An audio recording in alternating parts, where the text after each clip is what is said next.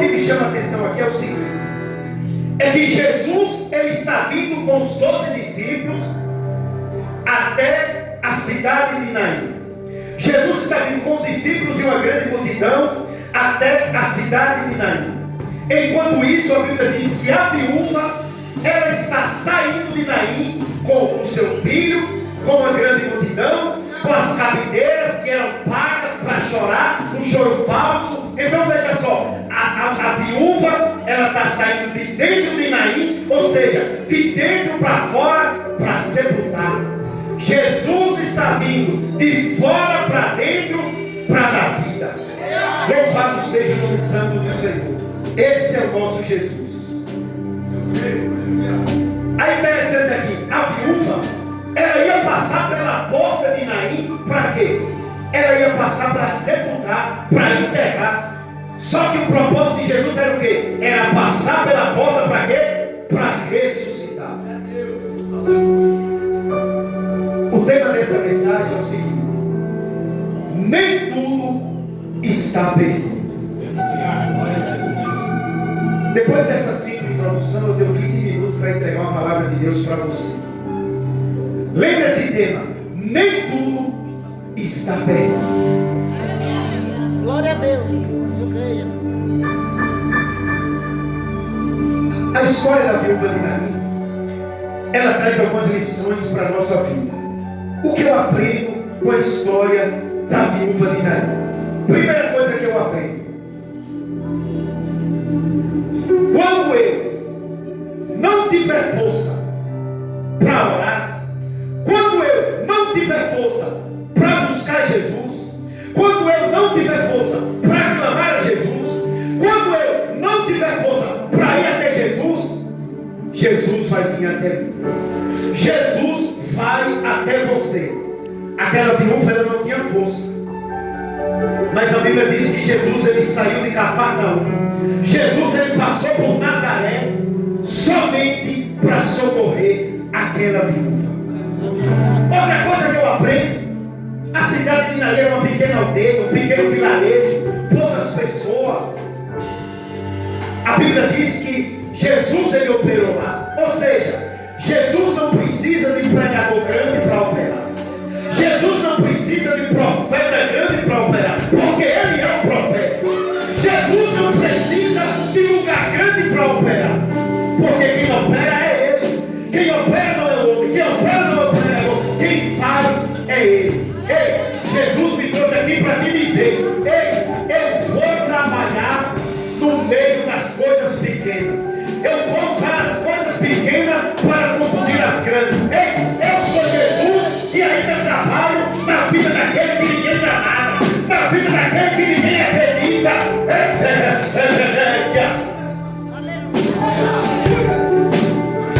O que eu aprendo aqui? Jesus, ele vai aonde ninguém quer ir. Ei, mais do que ninguém, só Jesus para ir até a viúva. Só Jesus para resolver o problema da viúva, porque as cabideiras, elas foram pagas para chorar. Tem muita gente ali dando conselho, muita gente ali dando palavra. Só que chega uma hora que palavra do homem não resolve. Chega uma hora que conselho do homem não resolve. Chega uma hora que só Jesus resolve. Jesus me trouxe aqui para me dizer: ei, eu cheguei, né? Ei, viúva, eu cheguei, né? Eu entrei, né? Agora o problema não vai mais operar.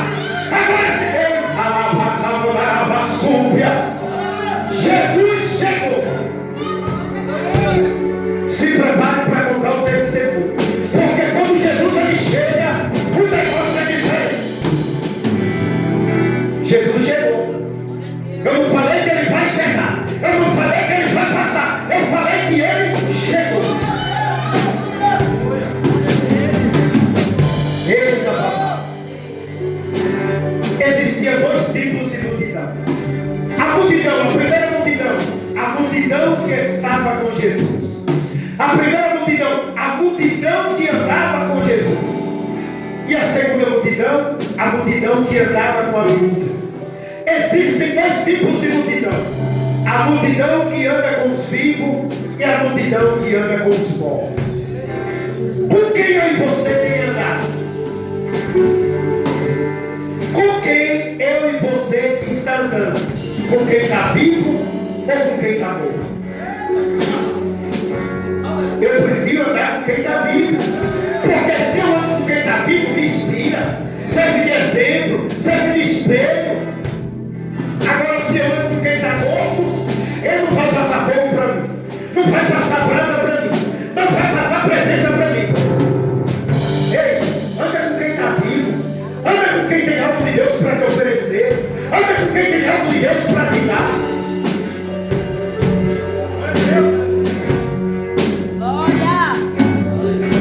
Mais uma coisa que eu aprendo aqui, Lucas 7,13. A Bíblia diz que quando Jesus ele se aproxima da porta, do portão da cidade de Naim, primeira coisa que Jesus faz o quê? Ele vê. Mais uma lição que eu aprendo aqui: o meu e o teu Jesus é o Jesus que vê. O homem não viu, a mulher não viu, a tua mãe não viu, a tua sogra não viu, o teu filho não viu, o teu neto não viu, mas Jesus me trouxe aqui para dizer: eu, Jesus, sou Deus que vê. Jesus viu.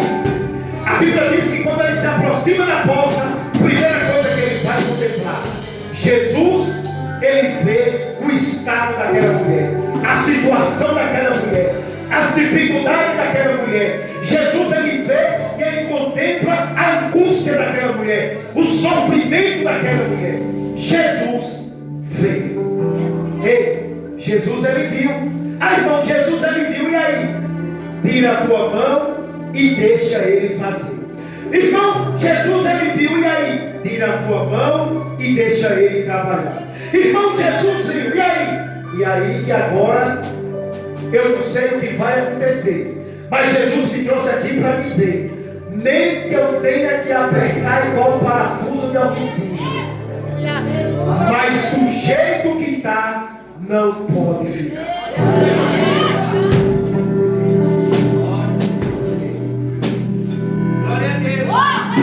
Ainda no versículo número 13, que é que eu aprendo aqui? Que até na hora da morte, Jesus, ele tem palavra para mim e para você. Porque a Bíblia diz que aquela mulher está chorando, está acabada, está destruída. Só que a Bíblia vai nos dizer, no versículo 13, Jesus está escrito aqui: ao vê-la, o Senhor se compadeceu dela e disse: não chore. Eu não tenho poder para falar para ninguém parar de chorar, mas Jesus, quando ele diz não chore, quem sabe alguém que estava ali no meio da multidão questionou: quem é você para mandar essa viúva parar de chorar? Quem é você? Quem ele acha que é para mandar essa mulher parar de chorar? Eu creio que alguém ali deve ter respondido: ele é o mestre, ele é Jesus, ele é o Raboni da Galileia, ele é aquele que dá vida, ele é aquele que curou o cego, ele é aquele que curou a mulher do fluxo de sangue, ele é aquele que fez milagre, curou o coxo, curou o leproso. Ele tem poder. Ei, nosso Jesus é o Jesus que vê. Jesus, ele viu, Jesus, ele está vendo, e Jesus, ele está trabalhando ao meu e ao teu favor. Eita, papai, como a tua presença é forte, Senhor. O que eu aprendo aqui? Que a palavra de Jesus, ela tem poder para quê? Para levantar. Porque o morto estava caído, sem se movimentar, os órgãos tudo parado.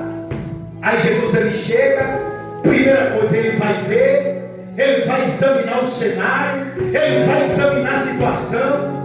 Aí depois que ele vê, a Bíblia diz que Jesus, ele vai liberar uma palavra e vai dizer: mulher, não chore. Ei, a palavra de Deus, ela tem poder para levantar. Não tem como o homem e a mulher, não tem como a igreja ouvir a palavra de Deus e permanecer caída. Não tem como a igreja ouvir a palavra de Deus e permanecer morta. Não tem como a igreja ouvir a palavra de Deus e permanecer desanimada. Porque a palavra é vida. Quando Jesus, ele fala, até a tristeza tem que saltar.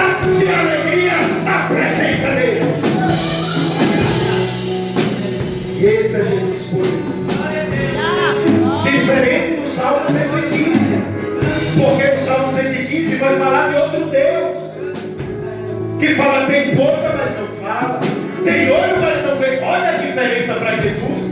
Tem boca, mas não fala, tem olho, mas não vê, tem mão, mas não pega, não apalpa, tem perna, mas não anda, não se movimenta. É um Deus paralítico. Mas o nosso Jesus é um Jesus que vê, é um Jesus que sonda o pensamento, é um Jesus que prova os rins, prova o coração, prova o homem, prova a mulher.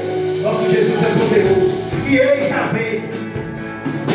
Jesus viu e Ele vai colocar tudo no lugar, tudo no lugar.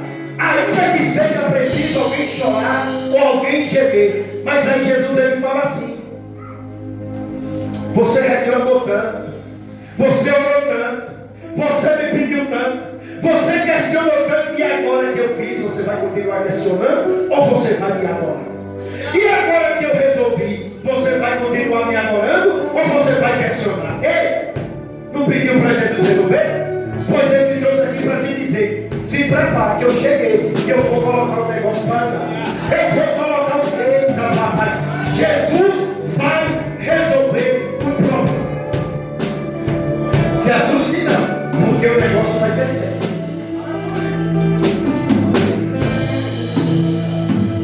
Glória! Aleluia!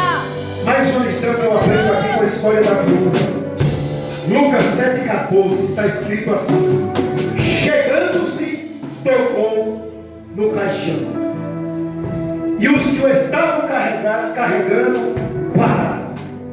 Qual a lição que eu aprendo aqui? Jesus, além de ver, Ele ainda toca. A Bíblia diz lá em Atos, a Bíblia diz nos Evangelhos, quem era Pedro? Pedro era um homem ignorante, Pedro era um homem terrível. Só que Jesus tocou de Pedro, o homem ficou igual a criança. Atos capítulo 9, quem que era o apóstolo Paulo? Era um homem que perseguia a igreja, era um homem nervoso, era um homem revoltado, era um homem ignorante. Pedia carta para maltratar a igreja de Deus. Só que a Bíblia diz que ele saiu em direção a Damasco. Jesus se apresenta para ele. Nunca mais Saulo foi o mesmo. Sabe por quê? Porque Jesus tocou. Jesus tocou no cego, molhou lá, mexeu no barro, pagou no olho, nunca mais ficou cego. Sabe por quê? Porque Ele tocou. Jesus vai tocar. Jesus vai tocar no filho, Jesus vai tocar no neto, Jesus vai tocar no esposo. Ei, tu não pediu para eu tocar? Pois eu vou tocar. Mas não adianta agora querer reclamar. Senhor, deixa trabalhar. Ele vai tocar. Jesus é igual a pessoa que empolga. Pega lá o facão, a tesoura. A gente vai falando louco, vai matar a planta, vai acabar com a planta. Mas lá em João 15, quando fala da videira, quando Jesus ele diz: eu sou a videira verdadeira e vós sois os galhos. Todo aquele que está em mim dá fruto. Aquele que não está, eu corto com a tesoura e lanço fora. Ei! Jesus pegou a tesoura nessa noite. E Ele vai podar, que é para poder dar fruto. Ei, tu não pediu para eu tocar? Pois eu já peguei a tesoura. O jardineiro já preparou a tesoura, está moladinha, afiadinha. Deixa eu podar ele. Deixa eu podar ela. Ei, Jesus não é brincadeira não. Jesus vai fazer algo aí que o negócio vai ser terrível. Se prepare para contar o testemunho. Jesus é o Jesus que toca. Primeiro ele viu, segundo ele liberou a palavra, terceiro ele tocou, e quarto ele deu uma ordem. Sabe qual foi a ordem de Jesus? Jovem, a ti te digo, levanta-te. Não te quero prostrado, não te quero caído, não te quero dessa maneira, não te quero parado. Quero você falando, quero você trabalhando, quero você sorrindo, quero você com os olhos bem abertos, quero você testemunhando aquilo que eu vou fazer na sua vida. Primeiro ele viu, segundo, a Bíblia diz que ele liberou a palavra. A Bíblia diz que Jesus ele ordenou. Quando Jesus ele dá ordem, o negócio tem que acontecer. Olha o que aconteceu depois da ordem. Depois da ordem de Jesus, o morto recebeu vida, os movimentos do seu corpo foram recuperados, a sua fala foi devolvida. Sabe por quê? Por causa do toque e da palavra de Jesus. Porque a libertação é através do toque e da palavra. Lá em Lucas 13, a Bíblia diz que Jesus ele entra dentro da sinagoga. Ele vai se deparar com uma mulher paralítica, mulher curvada. Jesus ele olha para ela e diz: mulher, levanta-te. A mulher ouviu, mas o demônio estava fincado na coluna da mulher, não queria deixar. Jesus se aproxima, põe a mão, o demônio volta para os quintos dos infernos, a coluna da mulher endireita e ela volta ao normal. Sabe por quê? Porque quando Jesus ele ordena, até Satanás tem que obedecer. Jesus ele chegou, Jesus ele viu, Jesus ele contemplou e ele vai resolver. Jesus está liberando palavra de ordem nessa noite. Jesus ele está liberando palavra de libertação. Jesus ele está liberando palavra de vida. A pessoa vai estar lá fazendo algo errado, o Espírito Santo vai chegar, vai tocar, e a pessoa: meu Deus, o que é que eu estou fazendo? Senhor, o que é que eu estou fazendo, meu Pai? Ei, o Espírito Santo vai visitar pessoas. O Espírito Santo vai fazer a obra. O Espírito Santo vai trabalhar. Porque Ele é Deus. Mais uma coisa que eu aprendo aqui, estou terminando, falta 4 minutos. Lucas 7,15 está escrito assim: o que estava morto se sentou e passou a falar, e Jesus o entregou à sua mão.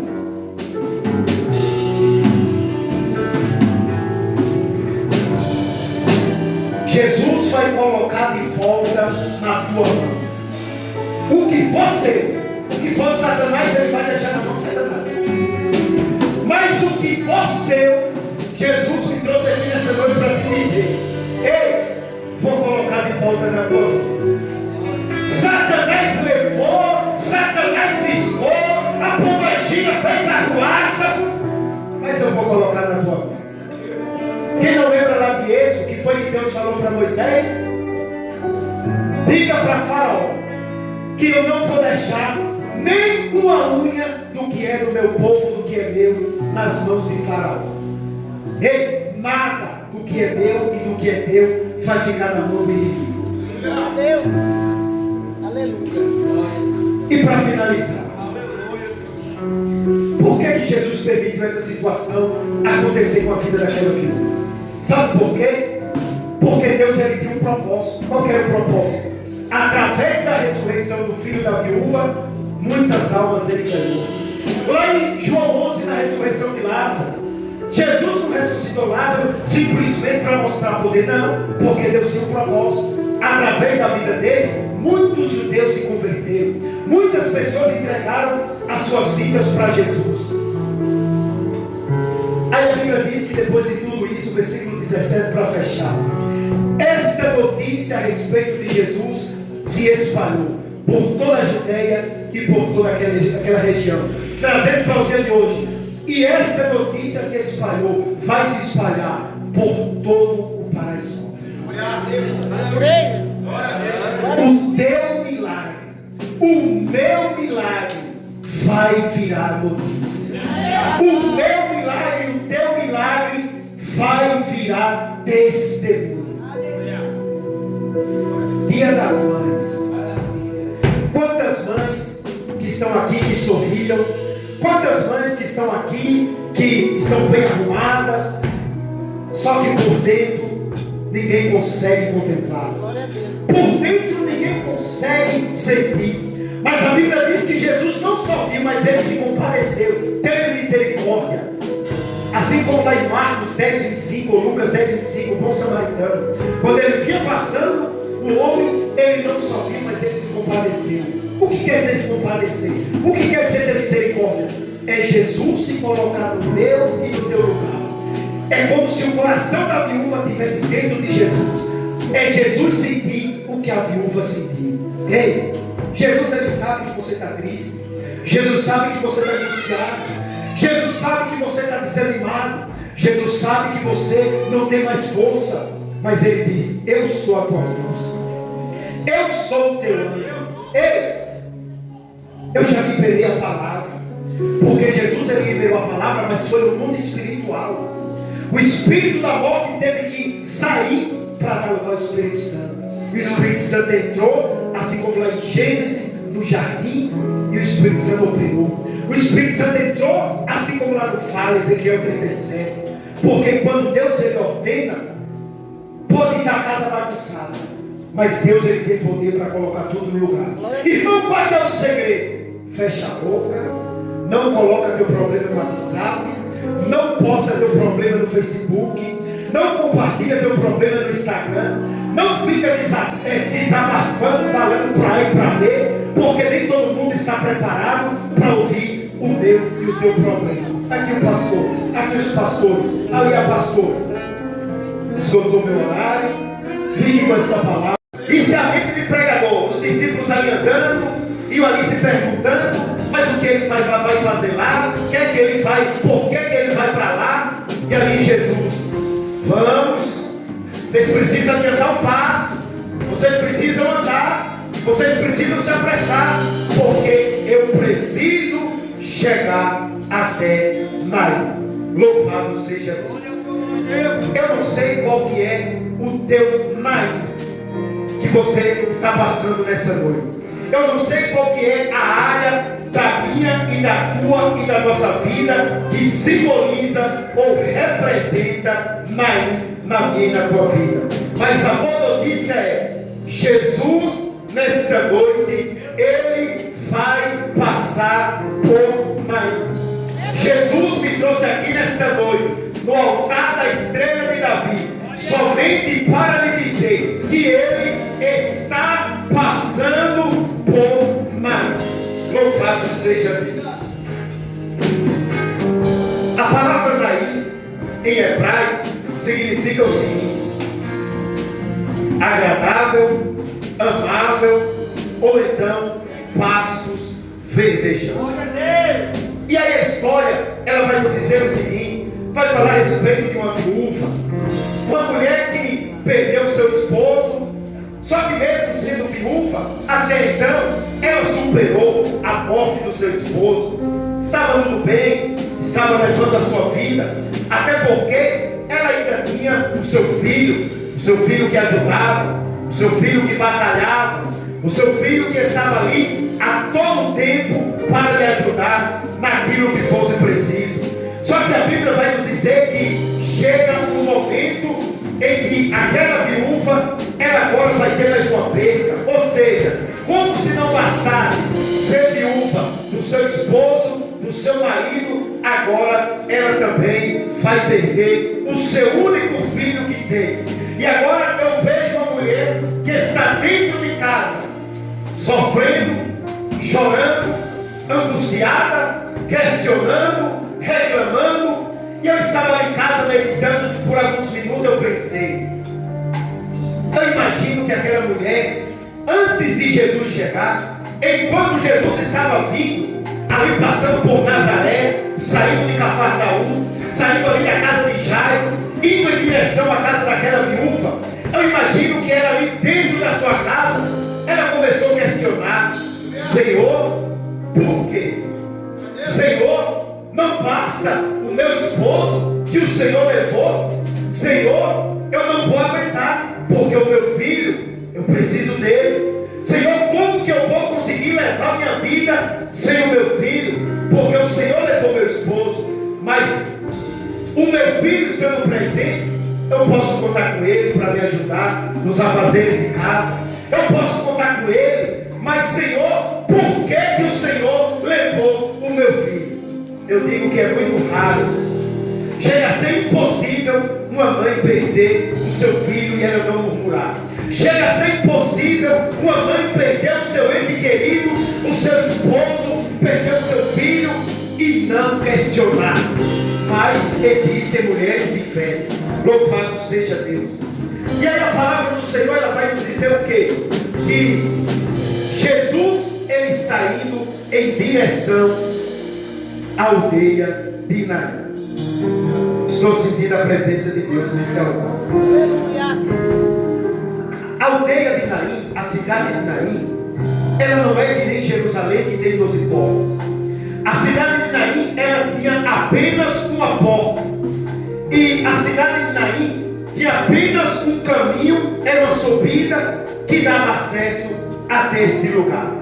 Só que a Bíblia diz que Jesus, junto com os 12 discípulos, ele vai andar agora caminho de 2, 3 dias a pé. Não foi de Uber, não foi de helicóptero, não foi de barco, não foi de navio, não foi de carro, que nem nos dias de hoje, não. Jesus, ele foi a pé com os 12 discípulos até a cidade de Naim. Para quê? Somente para se cumprir o propósito de Deus na vida daquela mulher. Ei, tem alguém aqui no nosso meio que está questionando. Tem alguém aqui no nosso meio que está em Naim, não está entendendo o processo de Deus, está questionando, está reclamando. Mas Senhor, por quê? Mas Senhor, para quê? Mas Senhor, mais uma vez, Senhor, mais uma vez eu estou passando por esse processo. Mas o bom da história é, enquanto tem alguém Naim reclamando, enquanto tem alguém passando por luto em Naim, Jesus, junto com os 12 discípulos, está chegando. Ei, Jesus me trouxe aqui para te dizer, eu estou chegando. Eu vou entrar lá na tua casa.